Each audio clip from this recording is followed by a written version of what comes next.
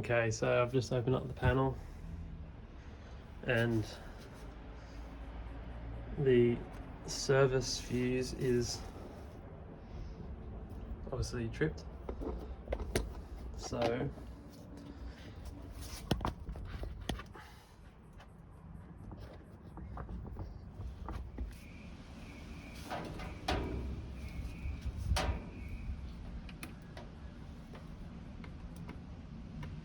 nothing.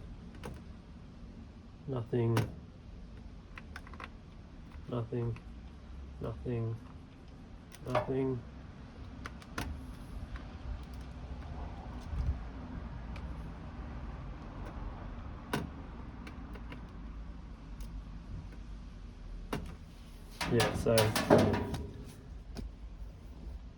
the main, not only has the service fuse tripped, but there's also no power anywhere, so obviously the main circuit breaker's tripped.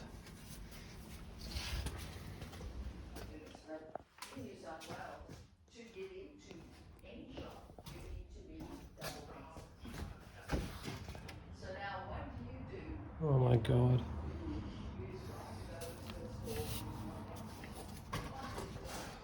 Jesus.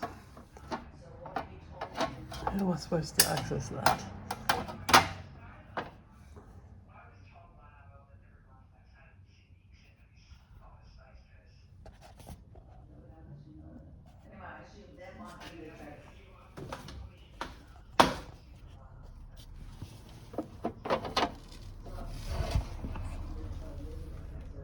Yeah, that's off. Alright, I'm just going to reset that, but I need 2 hands. Alright, so I just reset the breaker.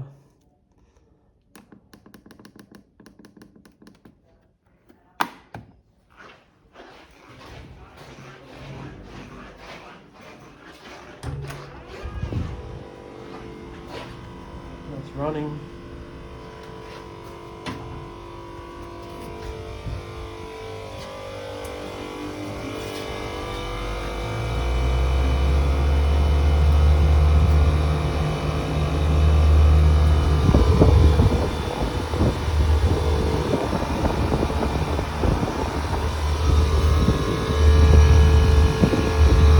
Running, but obviously something has made that trip.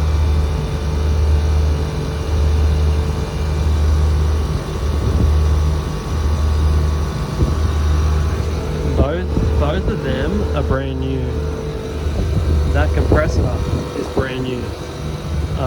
The only other component there is the indoor fan. And last time I came here, the indoor filters were that blocked, just completely blocked, that it would not surprise me if the indoor fan's got a problem. But yeah, that just cut out.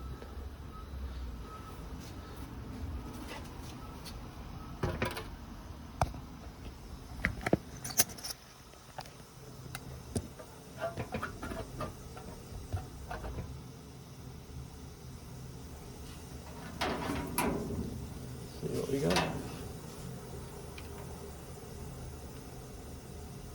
It's 240.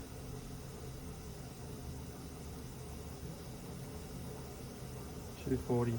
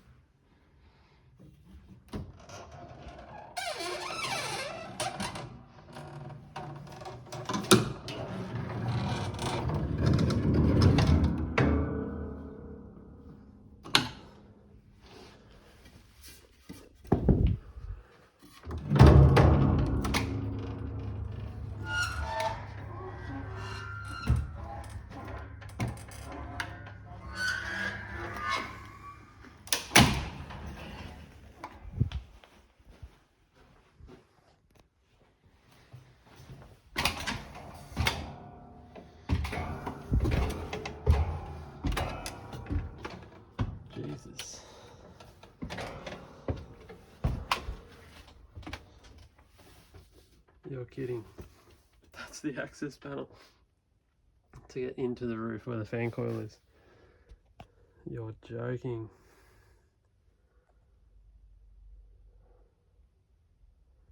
That's good. Okay, so I'm just in the roof. That unit's running. And sure enough, the indoor fan's on.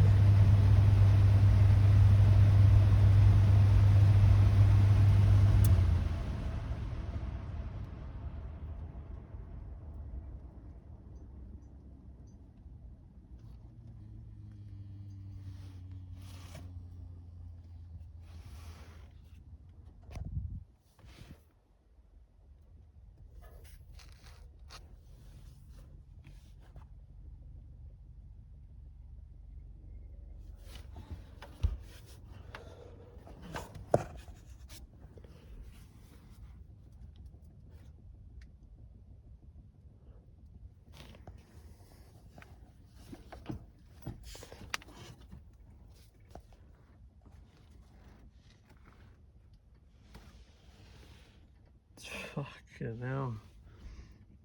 This roof's a joke.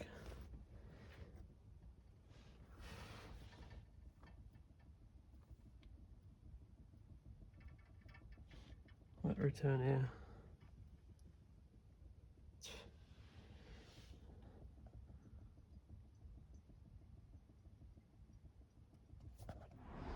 Okay, so basically when I got here it had no power. The service fuse had tripped. The main circuit breaker had also tripped. I've reset them, ran it, and it's cutting out on either a HP or LP fault. So I've just turned it off, put my gauges on, and I'm going to see what happens. Because this particular control system doesn't tell you if it's HP or LP, it just tells you if it's a pressure fault. So we'll soon find out.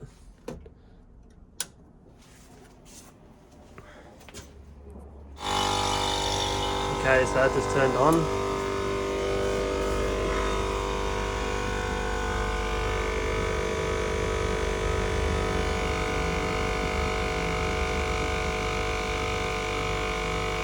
So this is an R22 system.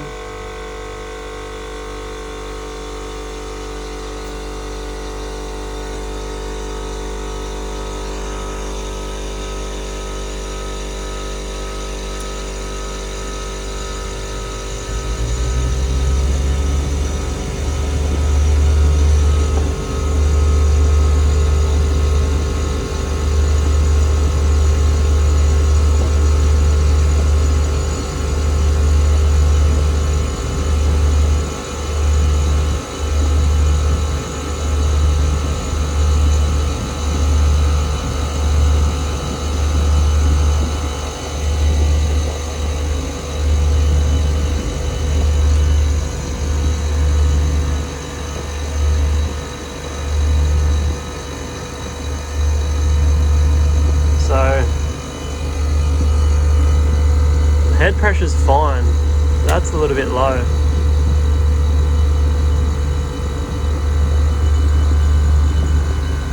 That's coming back up to normal now. That's so weird because those pressures are like bang on. I've still got to put my clamp on and get the superheat, but to be honest, this is tripping out heaps quicker before, so I just assumed it was just going to do it instantly.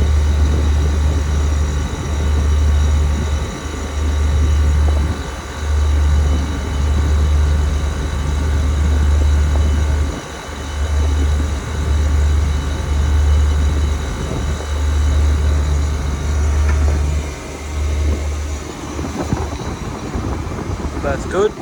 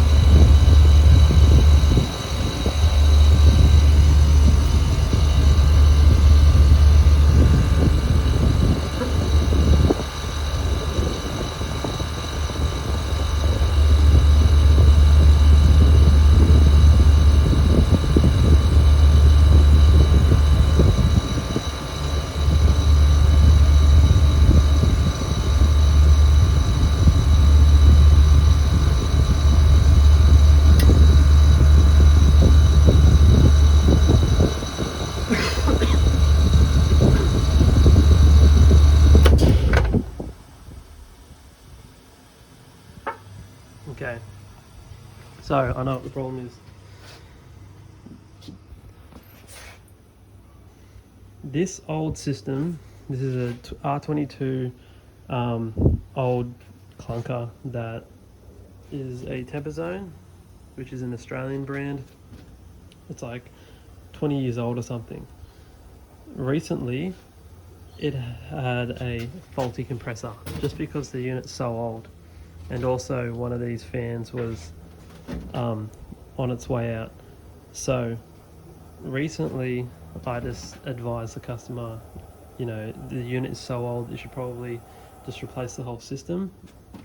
But this house, the way it was built, it is a nightmare. It's definitely doable, but the person is moving out. He's actually got an open house tomorrow, and he just wanted to do the repairs because it was a cheaper option. Even though I didn't advise it, he just wanted to do it. So I replaced the compressor, which I've made a video about in the past. I've also replaced both of them and cleaned the strainers, all sorts of stuff, and it worked perfectly after that, and it worked perfectly ever since. It's been about 4 months since then, and now it's dripping out. I've come back and I just assumed that something else was going to be wrong, and I've basically been running it and watching the pressures, and the pressures are perfect, the compressor, the fans, everything's running perfect, but the unit is flashing an ED fault. So if you've ever worked on Actron controllers or Leasam controllers and they flash ED, it's a fault that even their tech support guys don't know much about, but I've had in the past this fault and I know exactly what it is. It is the communication cable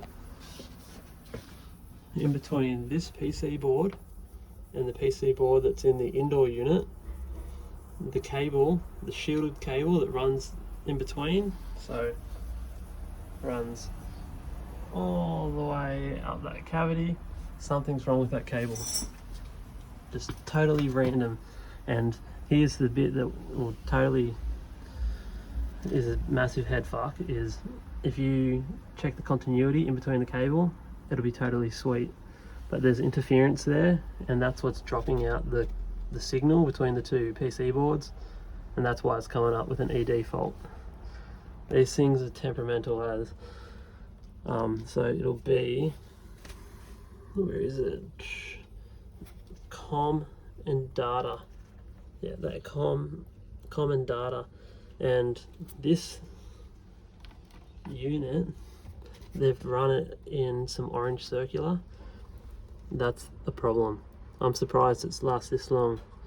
It's got to be in shielded cable.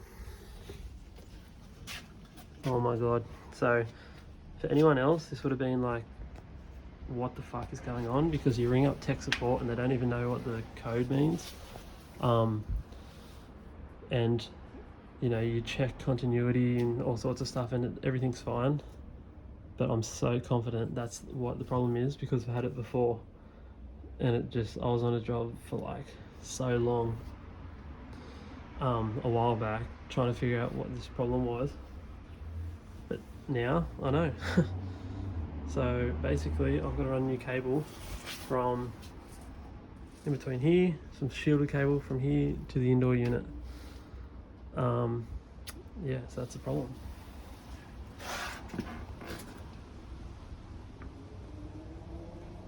Honestly, I'll probably have to run some conduit down the wall, then punch through, because there's no way you're gonna get through there. So yeah, basically to rectify it once again, so run some shielded cable in some conduit, nice and neatly up the wall, saddle it into the eave, across to the indoor unit. How good.